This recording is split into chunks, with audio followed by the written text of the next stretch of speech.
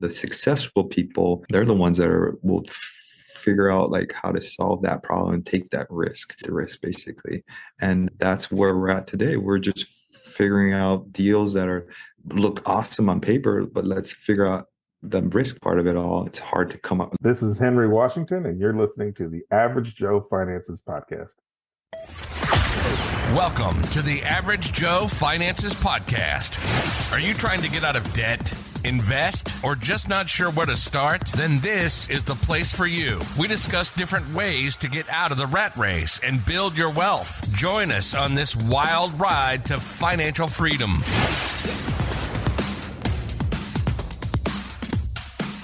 Hey, welcome back to the Average Joe Finances Podcast. I'm your host, Mike Cavaggioni, and today's guest is Indar Lange. So Indar, I am super excited to talk with you today. Glad that I got to meet you the other day and excited to be coming out to your event this afternoon. So thank you so much for joining me on the show. Yes, thank you. Funny, we got our event here at 1. We're doing our podcast, and then we're doing our event at 4. So we're going to be hanging out a lot here through the day. And we just hung out the other night, which was great. Hanging out the other night too. Yeah, absolutely. So yeah, I'm actually, once this finishes up, I'm going to make sure it's all good to go. And then I got to get in the car and start heading to Waikiki. But yeah, I'm excited about it, man. It's going to be a good time. First off, I want to start this off with the same way I start every podcast episode off. And we want to know more about you. So if you could, you can go as far into detail as you want or share as little as you want. But can you share with us your background, your story? Who is Indar Lange? Yeah, I spit this story out all the time, actually. Now, Please don't spit on yeah, born in here in Hawaii, born and raised local boy, born on a pot farm in Hilo. Actually, my parents grew pot for a living. So interesting way to grow up, of course. Water catchment generator, 17-acre pot farm. Is that why you're so laid back? Yeah, maybe it was embedded into my system. No, but we later on sold the farm and moved away from all of that. But I grew up in Kona, grew up on the Big Island, loved it. Great. Awesome. Got in some trouble, but later on figured it out in life. And I got an engineering degree and also a business degree as well. Bachelor's of Science, I was going to say. So I got an electrical engineering degree and a business degree, which is great. And college is, I don't know. I have different opinions about college, but we can get into that if you want. It's a great tool if you have no place else to go. That's fair. Yeah. So I did that for a while, which is great. Engineering is great. Knew I wanted more in life. Always knew I had a drive to want more, want to be more, be a millionaire, and so forth. Though later on, got a contractor's license, started working for my dad's company, worked for construction for years in the construction world. I love working construction till this day. I'm very handy, love tools. And in 2013, my wife drugged me to one of those programs, one of those fix and flip programs. And it turned my world around. I was kicking and screaming, didn't want to go to the program, didn't want to be there, and it was stupid. I'm not going to spend any money. And we went to the program and went to the next group and went to the next session and signed up. And I spent $35,000 and best $35,000 ever spent. I always been a big advocate for education and growing and learning. And I love just keep growing myself. So did sign up for one of those flipping programs, and it helped me at the very beginning as well. At that same time, I did buy my own house, and that's where we can talk about how to start in this deal later on, how to start in this business. Bought my own house, lived in it, DIY'd it, sold it, made $90,000, and that kind of gave me money to start. That was 2013 as well. And then we took off. We did our first wholesale deal, bought it on Craigslist, sold it on Craigslist, some land in Hilo, $25,000, so over $35,000, 2 acres in Hilo. Then we did a first flip, and our first flip was a doozy, $700,000. We sold at about $1 million something, $1,220,000, I think. Super scared, didn't know what I was doing. That was 2014, 15. I think we sold it, something like that. Did a couple next year, a few more the following year, kept rolling. And now we've done about 120 fix and flips, about 130 million in bought and sold in fix and flips. Some big numbers in Hawaii. It's just price point of Hawaii. We're carrying about 18 flips now at a time. We carry about 18. We handle about 15. And so I like to be, that's my sweet spot. 15 to 20 is my sweet spot, I should say. So we have 18 going right now in Hawaii, about 30 million. And then another 7 across the US we have as well going. We also have a wholesaling company where we wholesale nationwide, but really in the key states. But we do all nationwide. We have a wholesaling company. We tried wholetailing, but they turned into wholesaling. It's a combination of both. So we do that across the US. And then I have a huge rental portfolio of 156 rentals, 156 doors. We have a few multifamilies, single families that is comprised of a bunch of Airbnbs as well, and Turo here in Hawaii that we attach to our Airbnbs, and it's great. And we have several other companies as well, some affiliate stuff and several other companies, and we're building out a co-working space right now and excited about that business, and I have a few other businesses that I run as well, but love fix and flipping. That's my bread and butter. I'm the largest fix and flipper here in the state, and I've been doing it for a while. I love it. And I do high-end stuff. I do some stupid $2-3 million stuff that's just crazy. Some of the numbers, I can't even believe it myself, as well as some small $200,000 stuff. But the name of the game is somebody's going to do the deal and somebody's going to figure it out. So yeah, that's the gist of it all. All right, man. Yeah, that's quite an opening background there. But like you said, someone's going to do the deal. So might as well be you. Might as well get out there and make it happen. So let me get this right, Indar. So in 2013, your wife had to drag you out to one of these flipping events. You went kicking and screaming, didn't even want to go. And by the end of that, you were in the back signing up for the very next thing. So what was it that you heard during that seminar that kind of flipped the trigger in your brain and said, you know what, I want to know more and I want to do this? That's funny. I didn't really dive into it more, but the backstory behind all of that was before that, I paddle. I love paddling. I've been paddling canoe here in Hawaii for years. I love it. And I started becoming a member at Outrigger Canoe Club. It's a high-end country club, very prestigious. And all these people, they're millionaires. They're very successful people. And either they became successful because of real estate, or they were successful and have real estate in their portfolio. And I started seeing that was a commonality of real estate needed to be in my life just somehow. And at that time, I was deciding what avenue I want to be in real estate. Do I want to be an agent? Do I want to fix and flip? I was dabbling and researching and so forth. And one of that seminar came up, and actually was the first day was free for 2 hours. And then they had a $200 for another day, I think. And then the weekend is where they got me. It was a 3-day weekend, and then they got me to sign up. They're a great pitch. I don't know what it was. I just knew that I didn't know enough and I needed to have somebody show me the ropes kind of thing. And I could figure it out myself maybe, but that was a long path, a lot of YouTube videos and so forth. I wanted a quick path to it all. And that's what I believe education is a quick path to figuring things out. Yeah. So you knew this was the route you wanted to go, and you're like, what's the fastest way to get there? Yeah. So you wanted to paddle with the current, not against the current. I'll use some of your paddling experience there for that. Go. Yeah, that's interesting. So you're out at this club, right? And you're seeing the commonality there of most of the folks there that are part of this club are investing in real estate. And that's one of the things that's helping them keep their wealth and build their wealth, right? So you said, okay, this is a tool that I want to use as well. Now, so after all that's said and done, you do the whole weekend thing. What was it like after getting that education? How did you go from saying, okay, I know what I need to know now it's time to take action? What did that look like? Just back between, there's 3 things I'd like to talk about with education and doing. So we can all read books and we can watch videos. And I think that's one great facet. The second part of it all is to start doing and implementing. And then the last part of it all is the action. So I always break it into 3 things. Yes, we can all read books and so forth, but then you have to start doing. And then the third part of it all is taking that massive action. And that's what separates, I think, the Brandon Turner to all the different levels of people's. Brandon just takes a lot more massive action than I do. And I take a lot more massive action than some of the other people and so forth. And that's all what it breaks down to, is how much action you're going to take. Because this game of real estate, this whole process, it's pretty understandable. It's pretty straightforward. It's not, I don't want to say rocket science. There's moments, of course, but in general, it's very understandable. It's just taking that action to get things done. And that's actually one of my talents, I should say, is the second I have something to do, I just do it. I don't think. I don't think about it and like trying to figure it out and procrastinate. I just do it. And then if it works, whatever it may have been done, like I'll literally be in a conversation with somebody and I'll just get that thing I need to do right away done.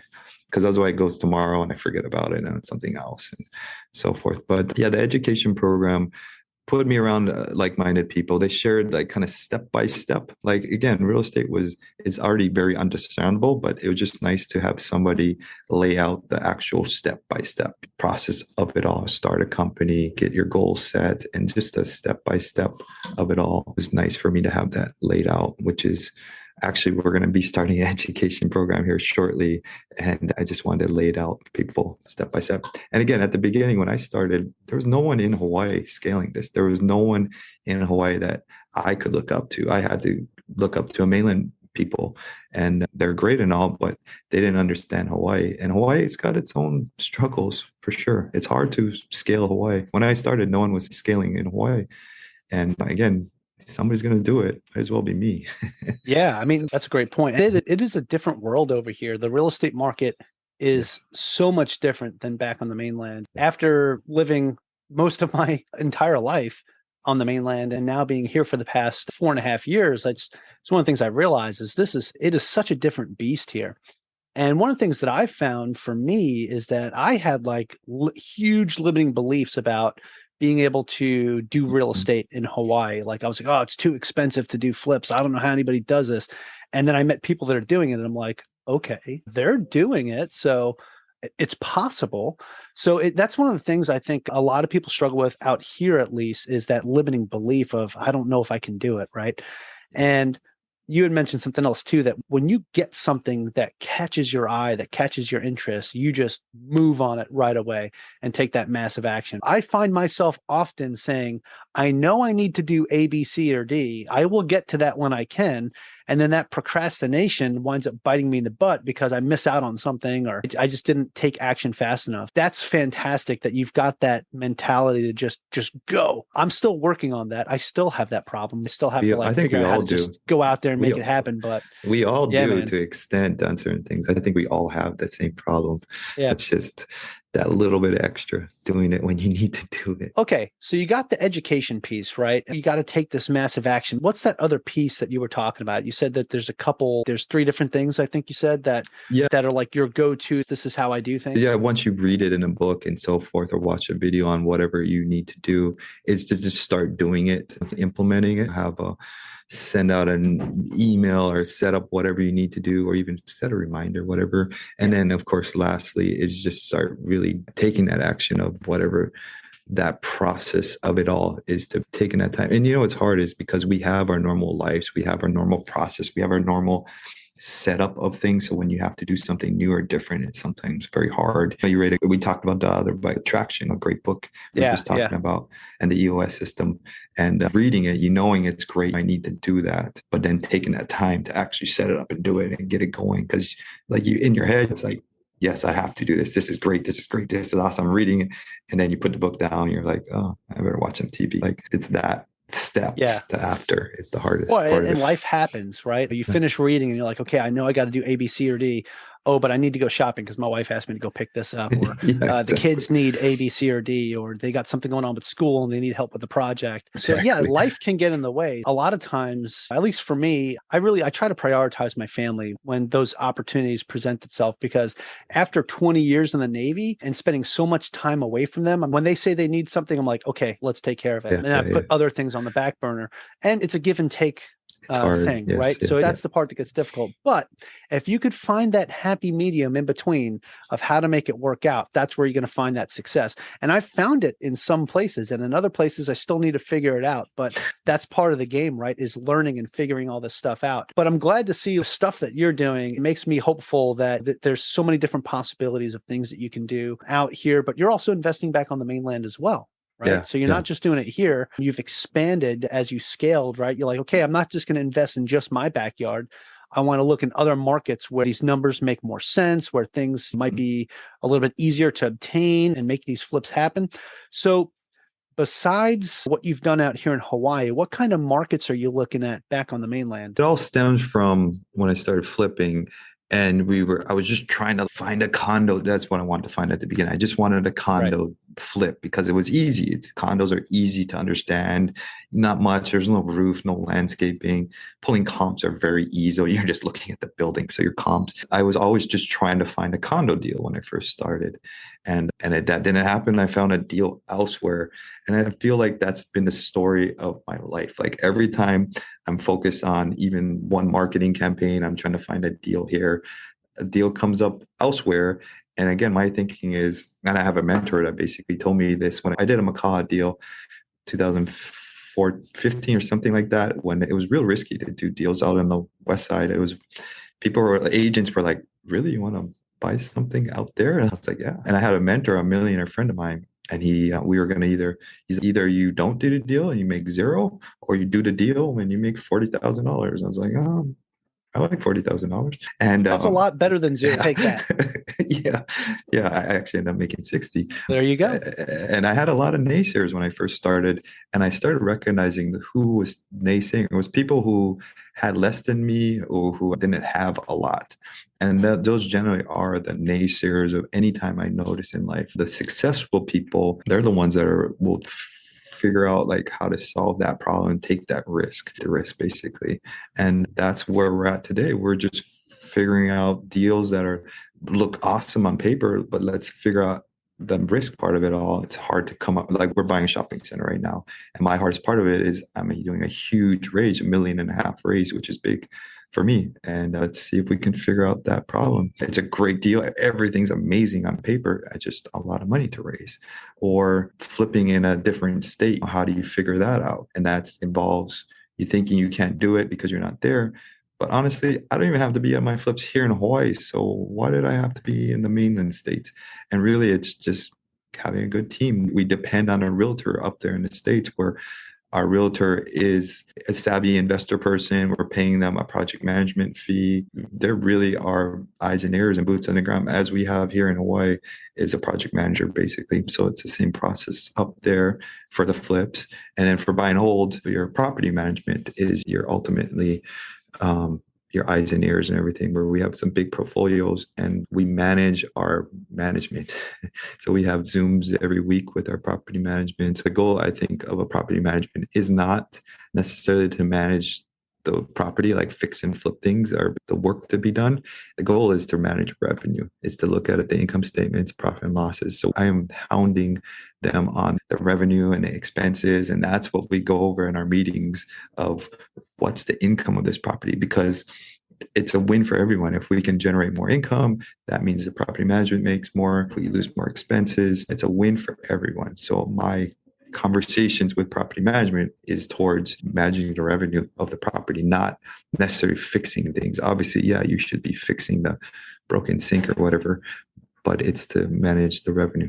I know I got a little tangent there. No, that's fine. So that's a very important piece, though, that I feel like a lot of people focus on the other things and not so much the bookkeeping and making sure that the rent is being paid on time, that it's being paid at the market rate, or if you're building it up, that it's being raised properly each time a new lease is signed. So those are the little things that will actually come back and bite you or increase your cash flow tremendously if you're paying attention to that, right? More cash flow means you could solve more of those other problems that come up, right?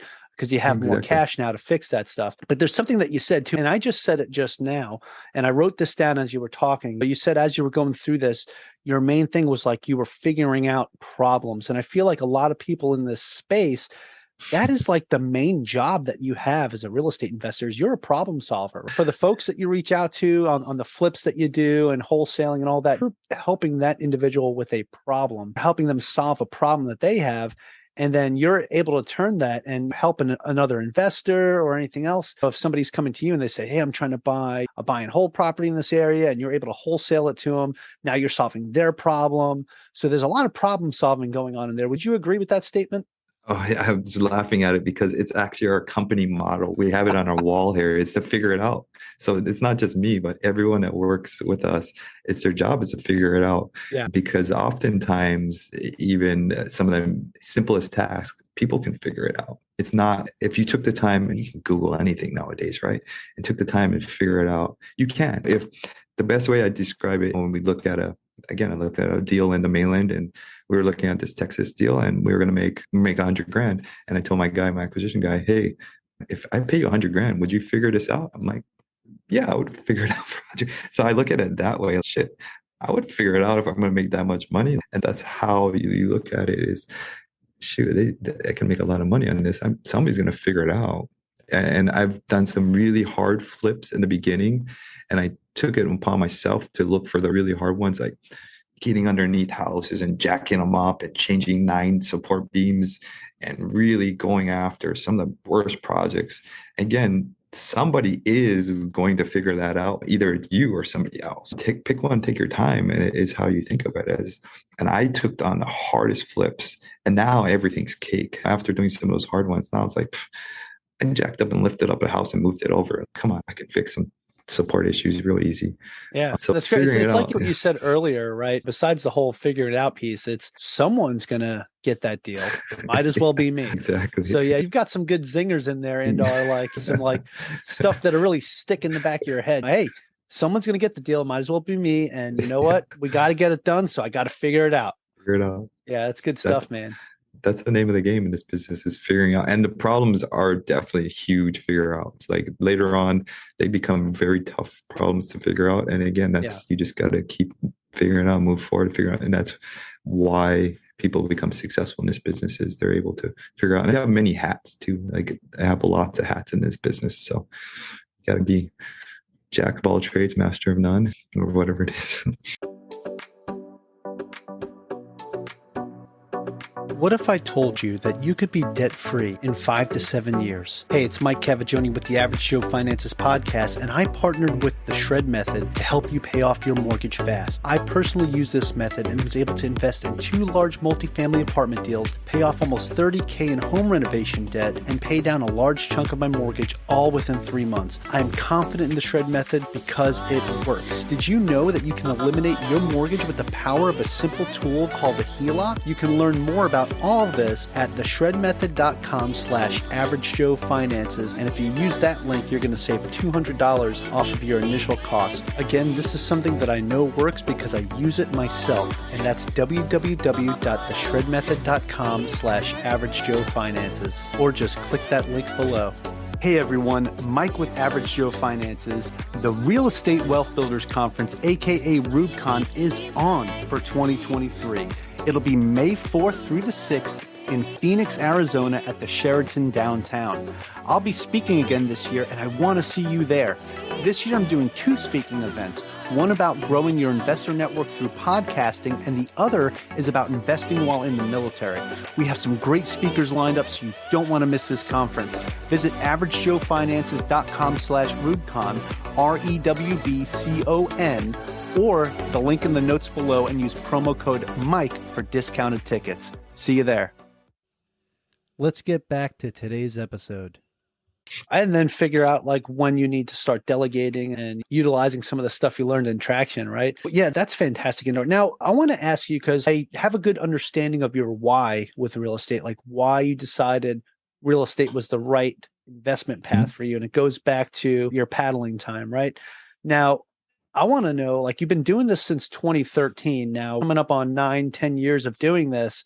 Yeah. What is it that kind of fuels that fire for you that makes you say, you know what, I want to keep doing this. I want to stay in real estate and not changing it up?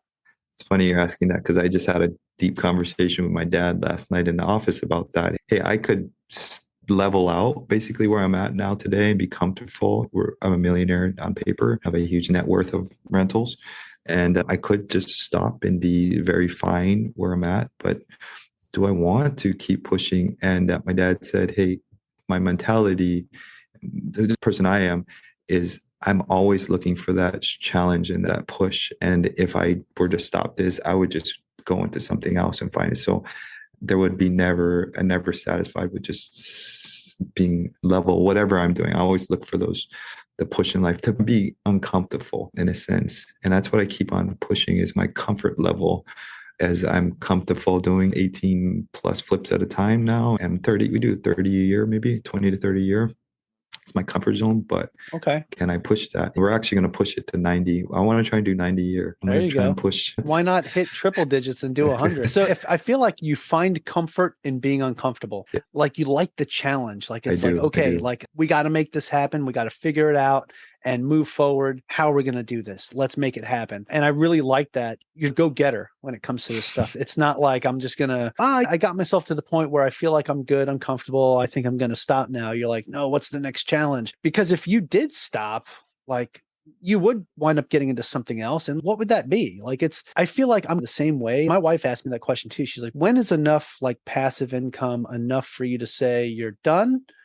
Or what is it that, like, when is it going to stop? And I'm like, I think I'm going to go until the wheels fall off, because I enjoy, I also enjoy a challenge. I love going out there and doing new things, making new things happen. I was telling you Wednesday about the new business that I'm starting up right now. Yeah, I'm really excited about that. We're going to make our official launch here soon. But it's like, for me, it was like building this thing up from the ground up and doing it by myself. And it was like, I was challenging myself, see if I could build something to this great scale. And we'll find out once it goes live. It's either going to do really well or it's going to flop. But either way, I'm going to learn something. I'm really excited about it. So that's one of the things I enjoy, having a conversation with like-minded people when it comes to stuff like that. That's why I'm super excited that we're going to get together this afternoon and talk some more with some other folks, some other like-minded folks. This is what it's all about. I think you and I have very similar pillars of what we call what's the right thing to build wealth. I call it the 4 pillars to wealth building. And for me, it's education, coaching, and mentorship. I think those, they go hand in hand, but they are different. Networking and building relationships. And then number 4 is the most important one, because it makes the other 3 not matter if you don't do number 4. Number 4 is take action. So this whole conversation as we're talking, I'm like, oh man, this is the exact same way reaffirms like what I try to explain to people. And when I coach like my financial coaching clients, it's like some of the same stuff I tell them, like, this is, you got to go in this order. Sure, you could take action right away, but guess what? That education is going to follow up right behind it, because you're going to learn some lessons quick when you start making some mistakes. I think it's super important to get out there and learn your craft, what you want to do. Otherwise, you're going to learn the hard way. I spent about $100,000 on education last year. I signed up for so many different programs and classes. I travel and hotels and everything costs as well. But I am a big believer, like you're talking about, education and events and being a part of some high level groups now. My groups cost a lot more to be in and to be around those people. I am because you've got to the point where you take it to the next level. You started where you started at. Right now, you're at another level, and you're trying to unlock that next section, that next level, right? So you've got to change it up. You can't stay with the folks that have a net worth of $100,000 when you've gotten up into the 7-figure net worth. Keep moving. You got to, as you scale your business, you have to scale yourself and your network as well. So you don't get left behind. Yeah, big time. And just being around those people to really rub off, and you rub shoulders with them. It does. Yeah. It's a common saying, but they always say that you're like the average of the 5 people you hang out with the most, right? If you're not a millionaire and you're hanging out with 5 millionaires, you're going to be the 6th one. No, it's just that their mentalities, their attitude, what they do, it rubs off on you. I just came back from the Bigger Pockets group, and I was with the high level group. We broke off, and there was this high level group, and man, the conversations are just so deep. We're talking about scaling businesses and growing businesses and struggles that they're having with these people are huge multi-net millionaires. And I'm learning we all have the same struggles in a sense. So I have value to add to them as they have value to add to me. And it's just cool to share. It's almost like I did this event once where I went to Vegas, and I was a speaker in front of 5,000 people, and a great event, a lot of people. And we snuck a 3-day event. We snuck off one day, and we drove Ferraris for the day and Lamborghinis and whatever. And it was like 9 of us. And I learned more hanging out with those guys than sitting in the room with 5,000 people, because, hey, I was able to afford a Ferrari at the first place, and there it is, all friends. And from that day right there, I learned so much of this guy was doing that marketing, and it is his industry, and that was working for him. And he was struggling with that in his business, and he did that to help grow it. I gave value to them, and it's a snowball effect when you're around these high level people. I'm constantly trying to push my level up as well to always be around high level people, just like-minded people. Yeah, I love that. Again, it's going to help you excel and scale yourself as well. Like I said before, you're not just scaling your business, you're scaling yourself, you're accelerating, and you got to put yourself around the contenders, right? To do that. It's funny. I compare this to like, I like to bowl. I'm on a bowling league and stuff, and I bowl competitively. Nice. And I always find that when there's somebody better than me, like bowling next to me or I'm going against them, I push harder, like so much harder to try to beat them than I do if I'm just out by myself and trying to play. Yeah. So it's one of those things that like just I like the challenge, and it's the sport of it, right? It's not just the, oh, hey, you're doing really good at what you do. I want to be like you one day. Sure, yeah, you can say that all day, but it's like, no, I'm going to be like you one day. I'm going to make this happen. So what are the steps to do that? Yeah, I love that, man. So you've got the right attitude. You've got the right mentality. You've been doing this for a little while now. Absolutely out there crushing it. Indar, I want to ask you some questions now. It's called the final round. I want to transition this into that. There are three real hard-hitting questions that'll give us an idea of how you are under pressure or put in a tough situation, and then one opinion question after that. So if you're ready to go, we'll get that party started. Yeah. Okay, cool. All right, first question, Indar, and this one's a doozy, but what would you say is the biggest mistake you've ever made in your real estate investing?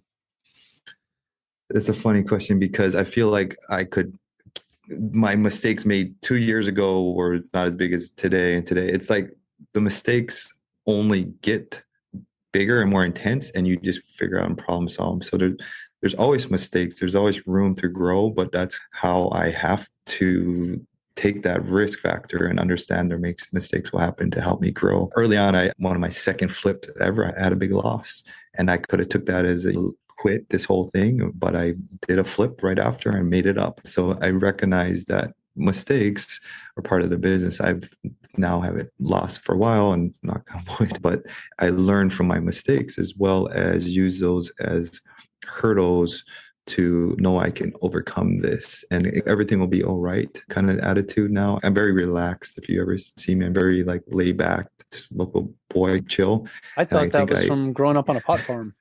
Yeah, I think I mitigate my risk now. I'm very conservative with everything I do, and my mistakes are looked at as I know I can figure this out and get around this problem and get past it and kind of enjoy the process sometimes. As much as I stress out during, it's still a nice thing to get through. So can't say one thing, but those mistakes became part of that education process for you. Okay, so the next question kind of ties into that, and that is, what is something that you've learned that you wish you knew when you first started? The fearfulness of, and I had a big fear like everybody else, where is the money going to come from? Where am I going to get money from? And I didn't recognize that you need to find a deal first. I was too worried about the money, that the deal is more important than the money. And I think my education or my mentors at the time didn't stress that deal. They didn't really talk about how to find a deal, and the deal is important. And I wish I'd known that now, that the deal is more important in a sense.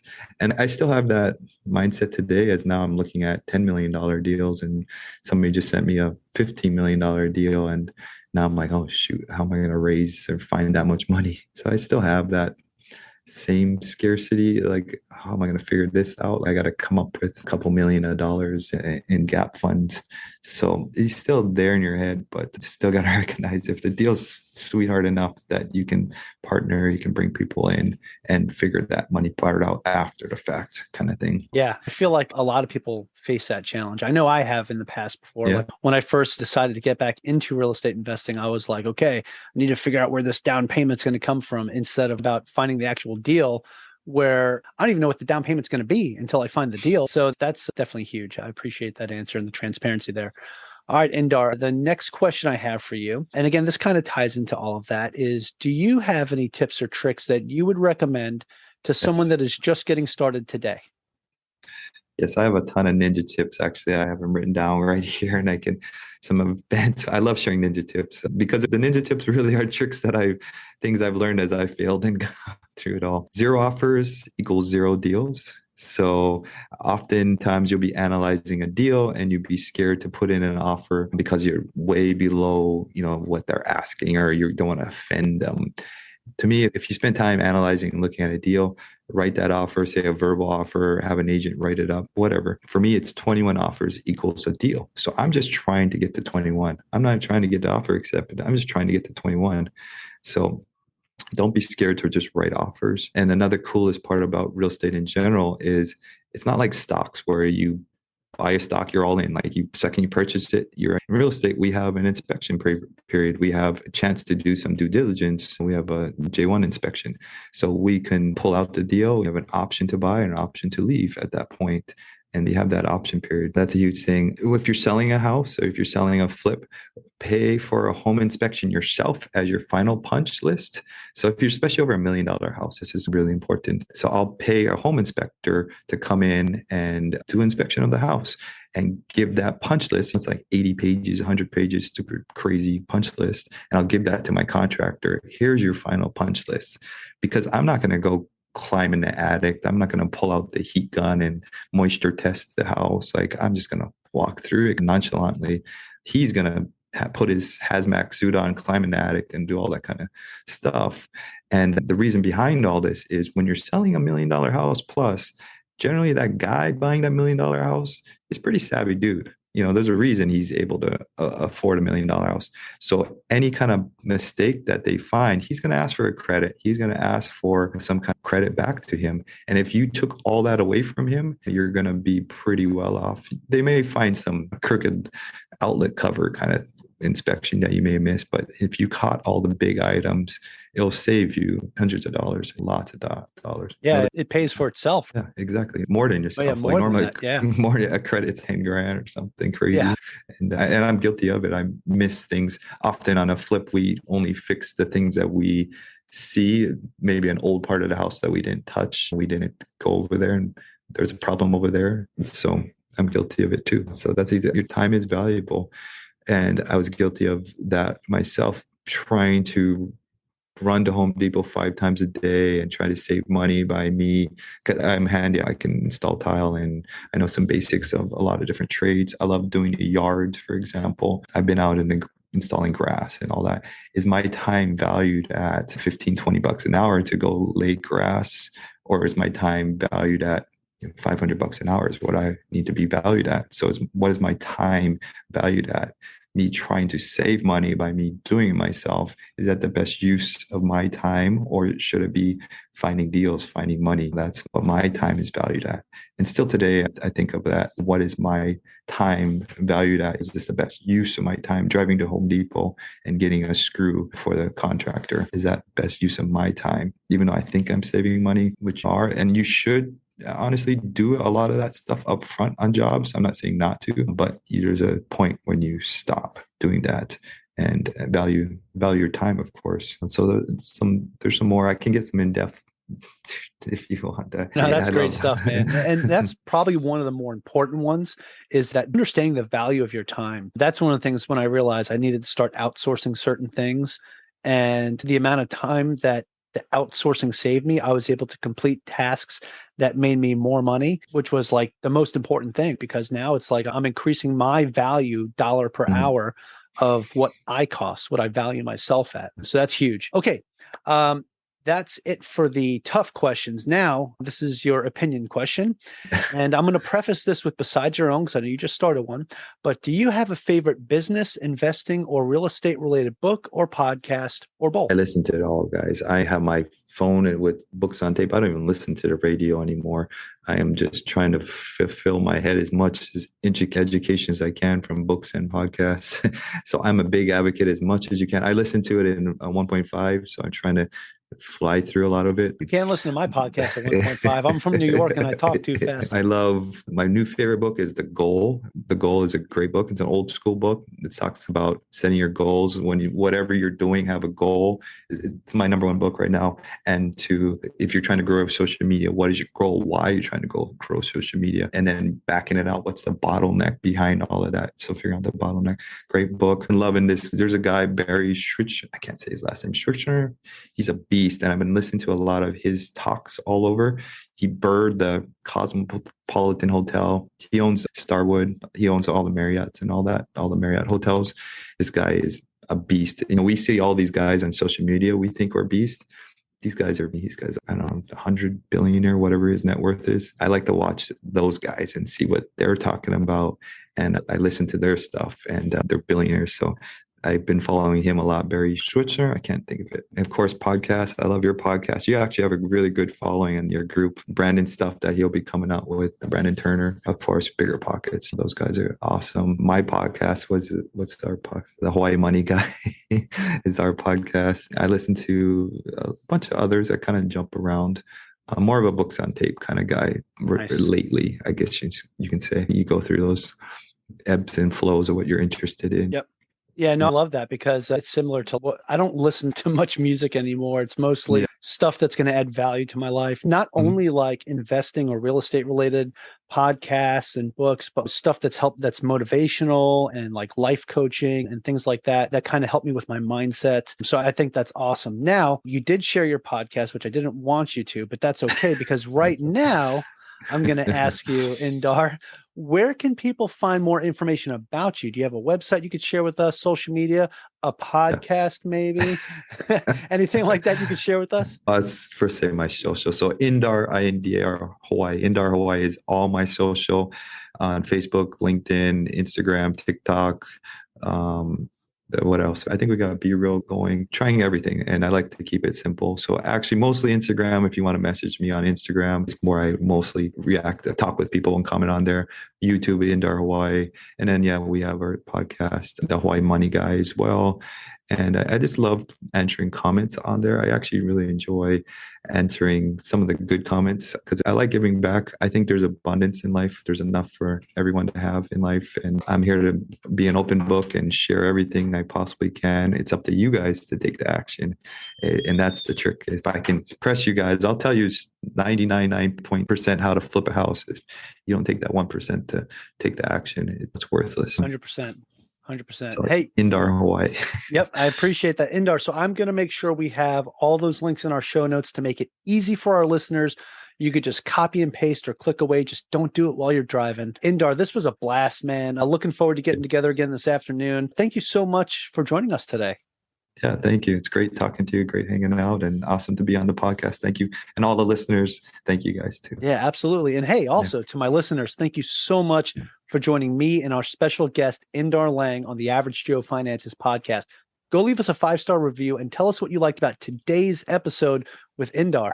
Aloha from Hawaii and have a great rest of your day. Aloha.